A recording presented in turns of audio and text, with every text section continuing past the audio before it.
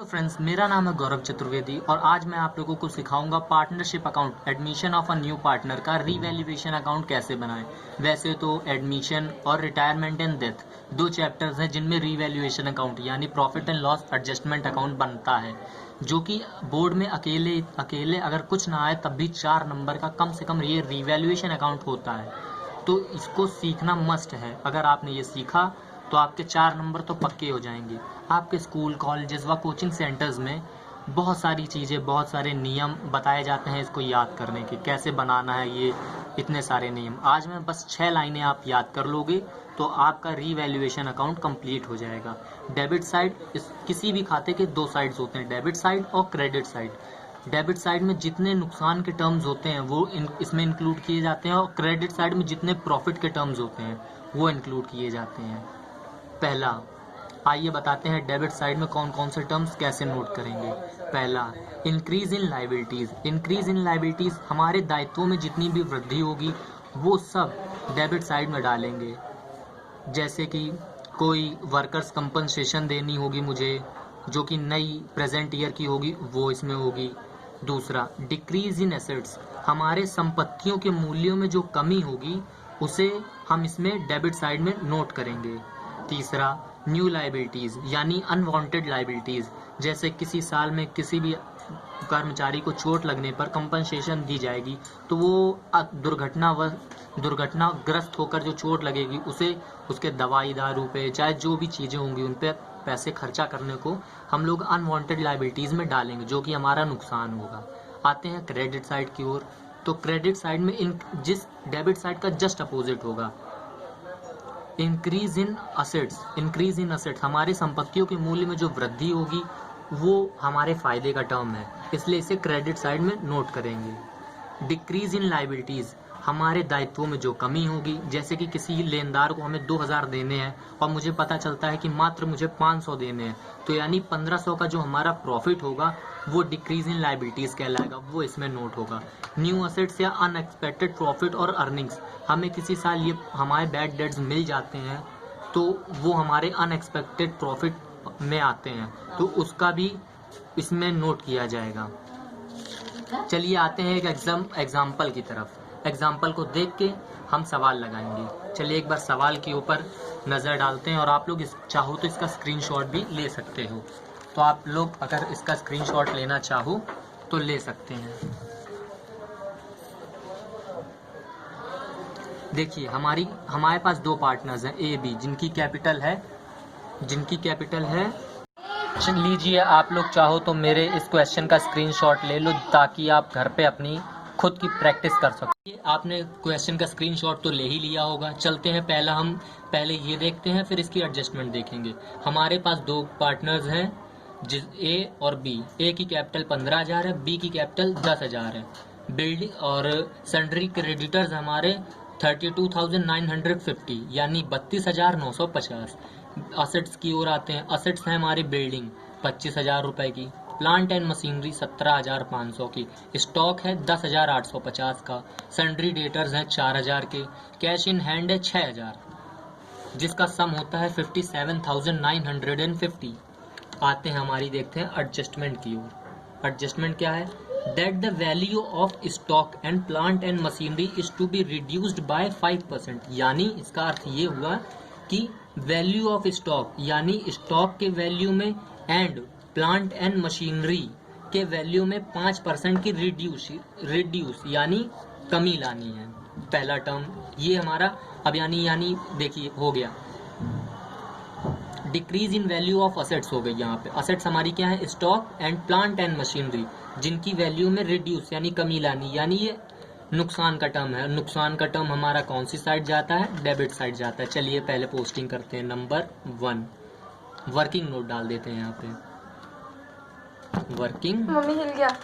चलिए हम एक एग्जाम्पल या एक क्वेश्चन लेके सॉल्व करके देखते हैं कि कैसे होगा, कौन से नुकसान के टर्म्स हैं, कौन से प्रॉफिट के टर्म्स हैं, जो कि डेबिट साइड और क्रेडिट साइड में जिनकी पोस्टिंग होनी है।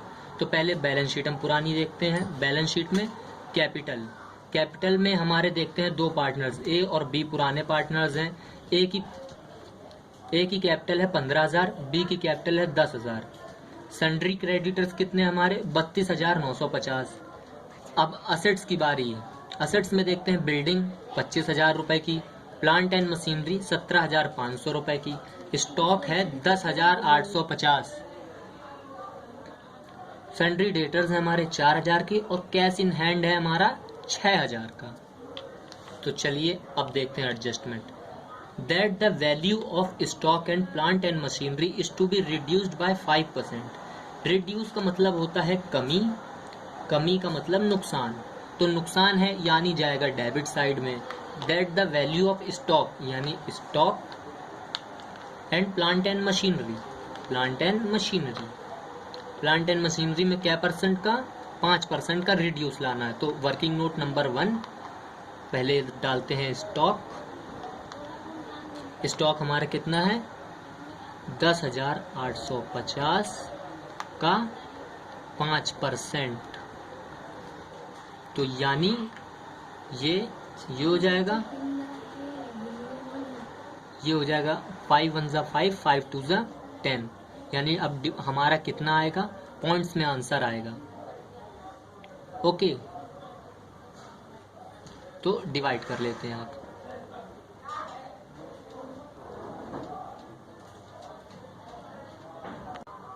नुकसान का टर्म था हमारा स्टॉक का, तो मैंने देखिए इसका डिवाइड मैंने किया 5% निकाला है तो 542.5 आया है। ये हमारी लॉस होती है, कमी, कमी का मतलब हानि, हानि हमारी किधर आएगी, इधर आएगी। तो लिखते हैं, पोस्टिंग करेंगे टू स्टॉक। कितनी कमी थी हमारी 542.5, 542.5। ओके, अब आते हैं दूसरा, देखते हैं क्या था, plant and machinery. Adjustment number 2 working note. देखिए अगर आप जितना साफ सुथरा अपना वर्किंग नोट दिखाओगे उतने ज़्यादा आपके नंबर चांसेस होते हैं नंबर ज़्यादा पाने के। तो प्लांट एंड मशीनरी हमारी कितनी है 7500 का 5%, 5/100। देखिए 0 0 0 कैंसिल हो गया, 5 5 जा 25, 5 7 जा 35, 37 पावर 3, 5 1 जा 5 3 8, 875, यानी प्लांट एंड मशीनरी की लॉस हमारी कितनी आई 875 टू प्लांट एंड मशीनरी। कितनी आई हमारी 875 आ गई। अब आते हैं दूसरा, that are reserve of 7.5% to be created in. देखिए ये हमारी लॉस मतलब कमी थी, जो कि नुकसान है हमारा 875 रुपीज का। ठीक, अब देखते हैं हमारा सेकंड टर्म, सेकंड एडजस्टमेंट।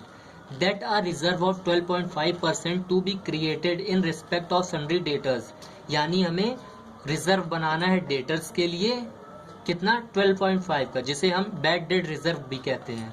तो देखिए अब एडजस्टमेंट नंबर 2 है लेकिन पॉइंट हमारा 3 है, इसे लिखेंगे BDR जिससे हम आसानी से समझ पाए। बैड डेट रिजर्व 12.5% किस पे बनाना है डेटर्स पे, तो डेटर्स हमारे कितने हैं 4,000 रुपए का 12.5/100, और पॉइंट हटाएंगे एक जीरो और बढ़ाएंगे तो 103, 000 कैंसिल, मल्टीप्लाई करेंगे तो आएगा 500।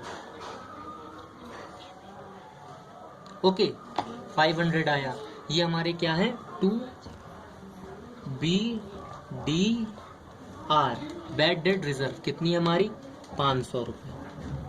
ओके देखिए अब हमारा हो गया। अब ये देखिए फोर्थ एडजस्टमेंट हमारी, the building to be depreciated by 10%।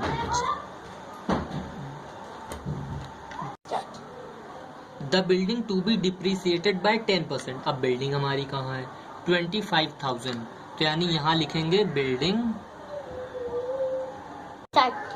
Building कितने की हमारी 25,000 रुपीज की है, 10% तो मैक्सिमम तो कैलकुलेशन आपको नहीं करनी चाहिए। क्यों? क्योंकि आप कॉमर्स के स्टूडेंट हैं और कॉमर्स के स्टूडेंट के लिए calculation is must be important. So देखिए 10% 25,000 का कितना होगा? 2500 रुपीज कि ये हमारी लॉस है, मतलब हमारी कमी है। 2500 किस पे है? बिल्डिंग पे है, तो टू बिल्डिंग 2500। Okay, easy. अब देखिए, अब इनका सम करते हैं हम, कितना आएगा? 2500 प्लस 500 कितना हुआ? 3000। 3875 3875.00। ओके, प्लस में ऐड करना 542.05। हम लोग चाहें तो इसको 3 भी कर सकते हैं इजी। क्यों? क्योंकि हमें अप्रॉक्सीमेटली अमाउंट मैक्सिमम लेनी पड़ती है इसमें। सो इसको हटा के अप्रॉक्सीमेटली अमाउंट लेते हैं हम। 53874 11 पावर 1 95 14 यहाँ 4। ओके, हमारा लॉस कितने की आएगी? क्योंकि हमारे क्रेडिट साइड में कोई भी प्रॉफिटेबल आइटम नहीं गया है, तो हम लोग सीधा बस एक लाइन लिखेंगे, by loss transfer to capital account A and B. और हमेशा आप याद रखेंगे कि हमेशा जो लॉस होती है रीवैल्यूएशन अकाउंट की या profit and loss adjustment account की, वो हमेशा पुराने साझेदारों को ही मिलती है। न्यू पार्टनर का इससे कोई रिलेशन नहीं होता है। न्यू पार्टनर का रिलेशन सिर्फ पार्टनर्स कैपिटल अकाउंट से चालू होता है। तो देखते हैं ए और बी, हमारी कितनी अमाउंट लॉस की आई? 4418। तो हम पहले यहाँ 4418 लिखते हैं।